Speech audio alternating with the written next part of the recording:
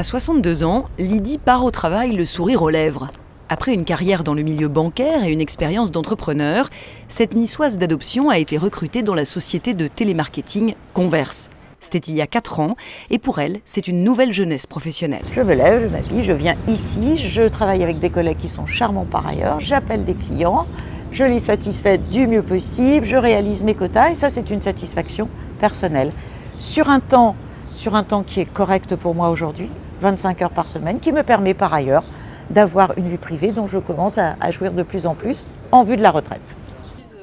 Lydie travaille chez Converse 4 jours par semaine. Des locaux agréables, équipés d'atténuateurs sonores, une ambiance de travail sereine, mais surtout des horaires convenus, c'est-à-dire modulables au gré des envies et des besoins des salariés. Une souplesse qui a séduit Magali, mère célibataire d'une petite fille de 6 ans. Tous les mercredis, on planifie notre contrat d'heures sur la semaine d'après. Si on n'a pas envie de se planifier un jour, on peut ne pas se planifier, du moment qu'on a honoré notre contrat à la fin du mois. Ça me permet de récupérer ma fille, de l'amener le matin à l'école et de la récupérer à 15h30. C'est un gros point fort justement au niveau de la société et c'est pourquoi je reste là.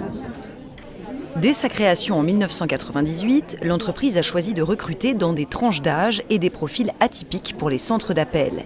Les cofondateurs qui avaient travaillé dans ce secteur ne voulaient pas reproduire les erreurs dont ils avaient eux-mêmes été témoins.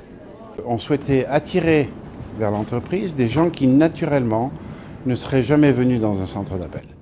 Ce métier a une mauvaise réputation, il fallait pouvoir le marketer et le vendre correctement pour garder les salariés dans l'entreprise, casser le turnover et les faire monter en compétences.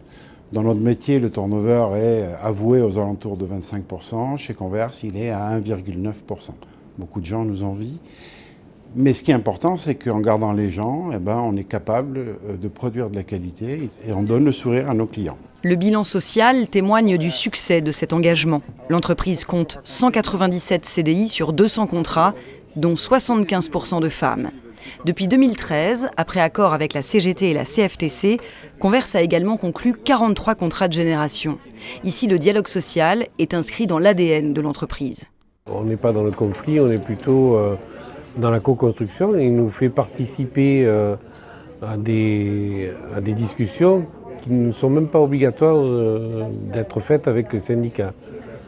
On participe, par exemple, quand ils ont décidé de mettre en place les entretiens annuels d'évaluation, ils ont fait participer les syndicats pour qu'on construise le document.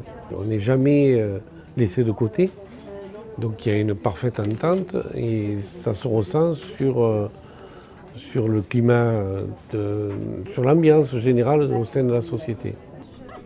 Du bon sens, un positionnement entreprise-salarié donnant-donnant, c'est la recette que Philippe de Gibon préconise.